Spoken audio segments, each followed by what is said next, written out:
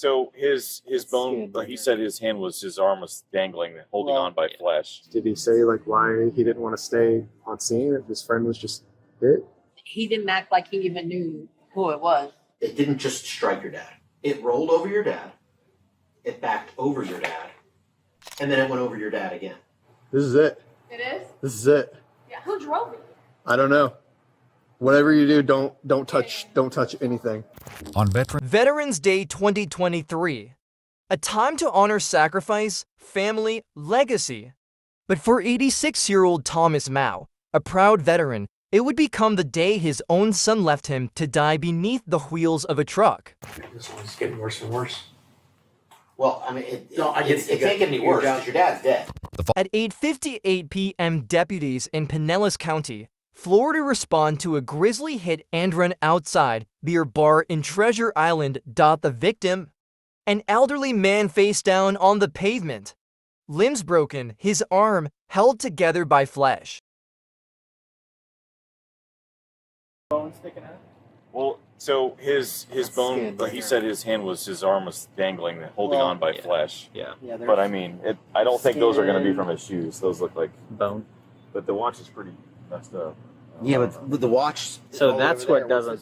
So that one goes that way, and then this one goes this way. Yeah. That's what throws me off. Well, right. Can you guys go interview them before they close up and have to leave? So that being said, make sure you get. He was flat on his back, head this way, body yeah, that I already way. got Okay. That from the, all right.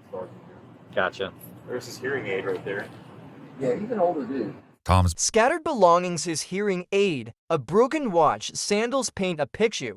But this wasn't some drunk stranger. No one fleeing in panic. The truck that ran Tom over belonged to his son. The guy that they were saying it was with him. I know it's the back of him, but They both had the same shirts on. They just came. They were celebrating vets at the Legion before they came here. They said they just left the Legion. Okay. The image shown to deputies. Inside the bar, employees confirmed Tom wasn't alone. He'd been seen drinking with another man.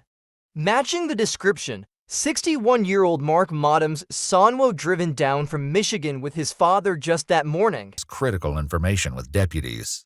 Tom, I believe, has a residence here because he's here for 5-6 months every year. Okay. The other guy, like I said, I don't know him, but they were together. They were paying for everything together. So. Okay. Did he seem like a local, or did he seem like he's the other guy? I mean, he didn't have like a real hard accent or anything. I mean, I don't know if he was a snowbird too, but he seemed pretty familiar. As deputies continue to gather details at the scene, one heads to the At the hospital, deputies find Mark, who's just learned that his father didn't survive. He tells officers they'd been bar hopping that night, drinking at the American Legion, then the R bar, then they split up. Joe from Michigan left at 5 o'clock, got here at 11:30, about 18.5 hours. It's average. 18 and a half? Yeah. Wow, that's a long drive. Mark explained that Tom owned a business hauling and fixing damaged boats, which Mark now manages, and confirms his father's plan was to stay in Treasure Island until the spring. As their conversation continues, details about what they did next leads deputies toward a grim realization. So anyways, we got here, got unloaded, he got things kind of half squared away, he was all geeked, excited, and Right. then we went out, decided we'd try the American Legion in Madeira Beach. Okay. That's one of my favorite The one near places. John's Pass? Went there, had a few drinks, he talked to some people, and then we went over to the one in Treasure Island. We sat there, had a few drinks, then we decided to go to the R. We want to go to the R bar, that's his favorite place to go. We went in there, had a few drinks, and then we were going to leave and go back to the other Treasure Island and one across the road and then go home. Okay. Deputies note the strong odor of alcohol on Mark. So when you were at the R bar, did you guys leave together? No. Well, no, he got up.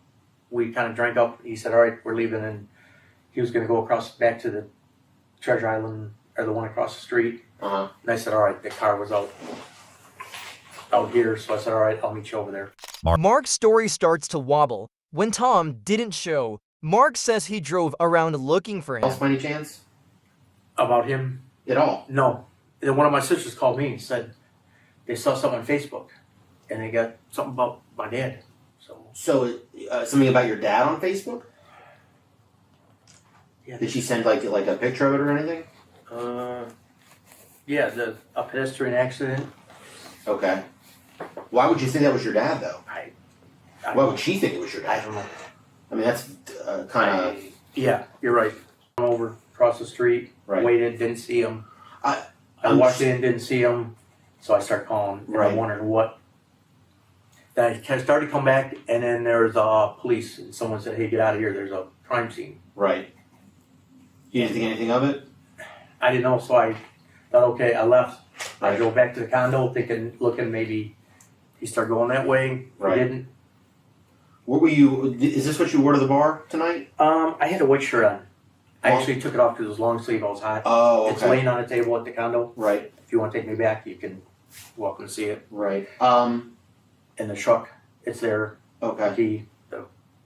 So my sister called an Uber. Said, "Here, I'm calling an Uber." Why did you There's call me something Uber when you like had the truck there?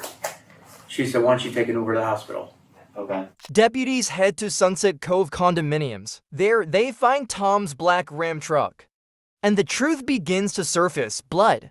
Yeah, so This is it. it is? This is it. Yeah. Who drove it? I don't know. Whatever you do, don't touch anything. And what's this back here? It's gotta be the son. He's the only one who had access to it. Damn, look at that. That would make sense on why she I know didn't that say. he hit something else. And this is recent because Yeah, look there's at that. scuff all the way. Even the bumper. Yeah. Damn. And right here. A closer Blood, tissue, splatter on the wheel, and hanging from the front axle what appears to be human remains. It's your dad's truck, the deputy says. There are some concerning things underneath. Yeah. Yeah. Okay. You have any idea what I'm talking about? No. Not a clue. Not a clue. All right. So, Because Yeah, as far there's- as I know, I don't think he went through the truck at all from the R-bar. no, well, I'm not talking about in the truck. I'm talking about underneath the truck. Yeah. So you know how your dad was killed, right? They said he was hit. Yeah, he was hit by a vehicle. And one of the witnesses that we have from the scene said it was a black truck. Oh. You don't know anything about that? It wasn't me. It wasn't. Wasn't you? Okay. I'm sure. So your dad's truck Yeah. has remains underneath it. Blood, skin, things of that nature. What? No. I know that you're telling me no, but I'm Yeah. telling you that's what we found on the truck. Okay, and you went and told me that nobody else has access No. to that vehicle. Yeah. Okay, so you don't know anything about how that No. got there? No. Okay, your whole demeanor has changed now. Do you recognize that? No. But I mean, I'm a little taken aback that you're saying there's stuff on the truck. Right. Do you think that maybe you were intoxicated when you were driving away from there? You've been out drinking all day? I had a few, Yeah. but More than normal? probably a little more than. Deputies review the bar's surveillance footage. At 8:28 p.m., Mark is seen getting into the driver's seat of the truck. Tom follows but stumbles and falls in front of the vehicle. The truck moves forward, bounces, then reverses. vehicle. For unknown reasons, Tom appears to fall down in front of the truck as the headlights go on and is seen lying directly in front of the truck wheels. The vehicle moves forward and appears to jump up and down, consistent with running someone over. As the deputy describes what they saw next, the conversation with Mark takes a dark turn. We've got a vehicle leaving the parking lot, and what we think is that vehicle struck your dad. Okay?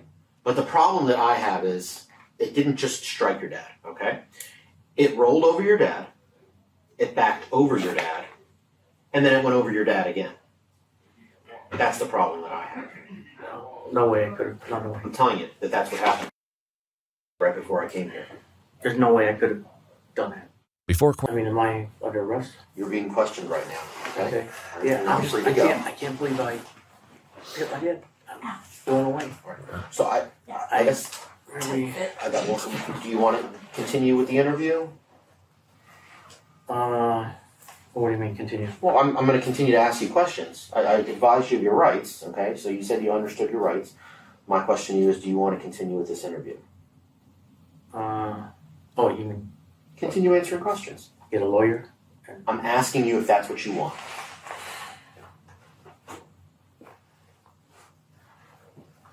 I don't know. My best judgment says get a lawyer, but I got nothing to. Oh, I can't advise you one way or another. I don't know okay? that. I can't believe that I killed my dad. Just like a bad nightmare. Yeah. So my sergeant gave me some more information, okay? And what he said to me was that your vehicle, that truck, your dad's vehicle, actually comes back to the scene more than once. Earlier in the investigation, 2 witnesses saw the driver return. On foot more than once, one woman even confronted him. a witness claimed to have directly confronted him. She goes, "You drive a black GMC pickup truck." And he looked at her and he said, "No." And she looked at me dead in the face and she said, "I stared at him through his windshield. I know that's the guy driving the car." That's what the cop said. That's what the lady who called the cops said. Okay. Did he say like why he didn't want to stay on scene if his friend was just hit? They didn't. He didn't act like he even knew who it was.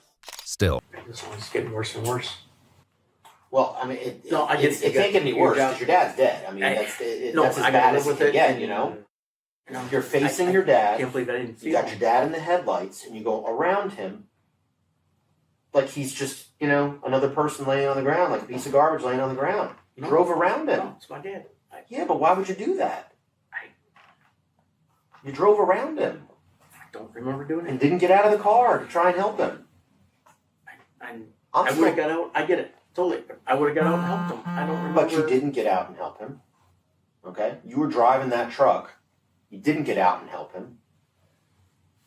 I'm still trying to figure out why you would hit your dad and then back over him and then drive over him again.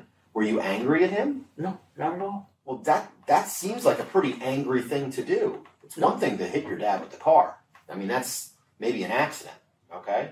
But we're talking about hitting him, backing over him, and then driving over him again. Did your dad owe you money?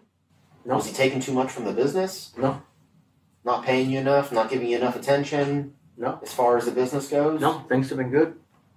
I mean, You guys get in an argument on the way here? no, None at all. no. We got along great. There's got to be some reason why you would not only hit your dad, but then back over him and then go over him again. And then come back to watch him die in the middle of the parking lot. God, I'm shocked. I don't remember doing it. Sisters, no, but yes. I don't know what that means. I really don't, but yeah, I want to see it dead. I mean, it's not, you can't see your dad dying or anything like that. It's just a truck rolling over something. The something happens to be your dad. That's the truck right there. That's the car alarm. Your dad's already lying on the ground.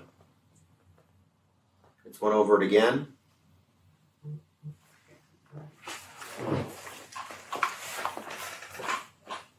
That's him? That's you backing, somebody backing over your dad.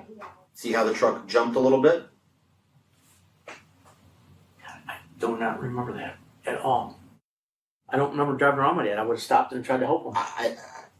I get it. I know where you're coming from and I understand. I don't know. I do have one question. Yes, ma'am.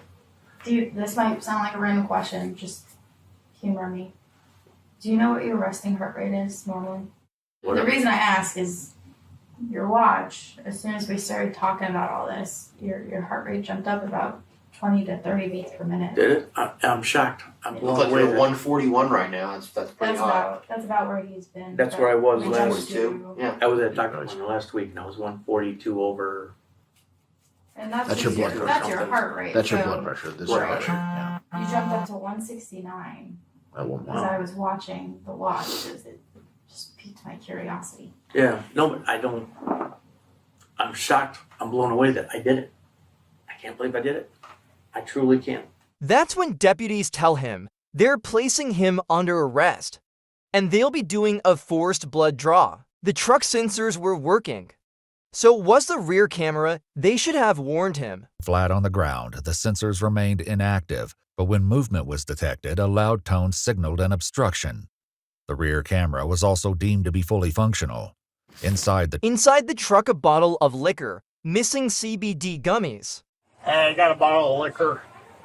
Bottle what? I got a little, 50 milliliter bottle of liquor. Little shooter? No, a little bigger than that, like a brown bag. Is it full right now? Nope, it's like half. Mark's Tests show his blood alcohol content was 0.039. on until after his arrest, approximately 5 hours after the initial incident occurred. Investigators ultimately concluded that Mark left the scene of the crash, and impairment was a factor. However, it remains unclear whether he intentionally struck his father with the truck. A later Autopsy confirms 86-year-old Tom Mao died of blunt force trauma. The manner of death accidental. 61-year-old Mark Mao was charged with leaving the scene of a crash involving death.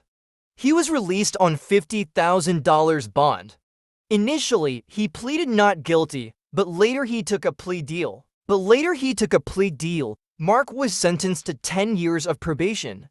His driver's license was revoked for 3 years, and he was ordered to undergo substance abuse evaluation. His father didn't die in war. He died in a parking lot, crushed by the very man he raised. A tragic irony and an emotional lens jurors or judges can't ignore. But in the courtroom, emotions can't replace evidence. The law focuses on what can be proven, who was driving, and whether they knew or should have known what they had done.